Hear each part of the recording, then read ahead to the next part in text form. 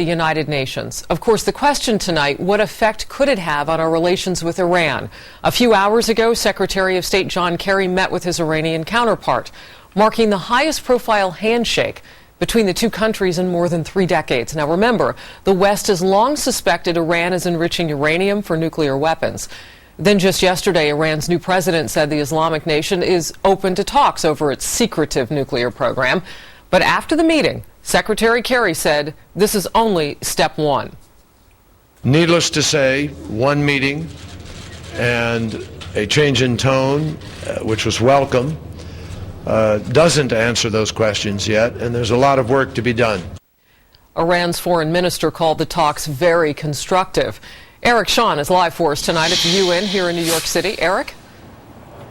Good evening, Harris. You know, you don't hear this headline very often. Tehran and Washington agreeing on something. What they did here at the United Nations tonight, both calling that meeting constructive. The spirit was good.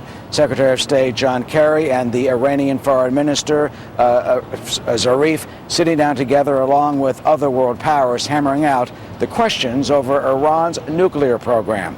This, as Secretary of State Kerry said, is just the beginning. There is a lot more work to do, especially on the unanswered questions concerning the nuclear program, considering the fact that Iran continues to violate 6 Security Council resolutions, and this has been going on for more than 10 years. But again, Zarief insisted that Iran's program is peaceful and that his nation does not want a nuclear bomb.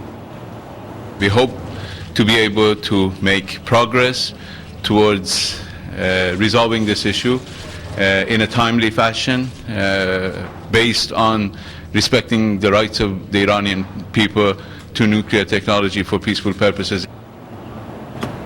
Well, the negotiations now will move to Geneva in the next 3 weeks. Zarief will attend those meetings. One of the diplomats, though, pretty much summed up the spirit here, Harris, saying even though they are cautiously optimistic, the devil is in the details, and they know it's not a done deal at all. So what do the details look like? What does each side want? Yeah, well, there's a lot, and this could be the big stumbling blocks. For example, the Security Council, the U.S. and our allies, they want Iran to stop uranium enrichment, which Tehran has refused to do for the past 6 years, and stop plutonium production. Also ship any stockpiles out of their country, close those underground facilities like at Fordo, and cooperate fully with the United Nations nuclear inspectors. As for Iran, its first aim is to get those sanctions dropped that have crippled its economy. They want the Security Council to recognize that it does have a right to nuclear power and also a right to enrich uranium for electricity that, they say, for those peaceful purposes, Sharis. In major developments in the plan, I understand now, for Syria to give up its chemical weapons. Yeah, that's right. 2 big issues here today. The Security Council has agreed on a resolution to deal with Bashar al-Assad's chemical weapon stockpiles. You know, there's that framework between Russia and the United States calling for the destruction of those stockpiles by the middle of next year. Well, the Security Council says that they have agreed on a resolution, no vote scheduled yet. Russia had been blocking that because they did not want Assad to face the threat of force.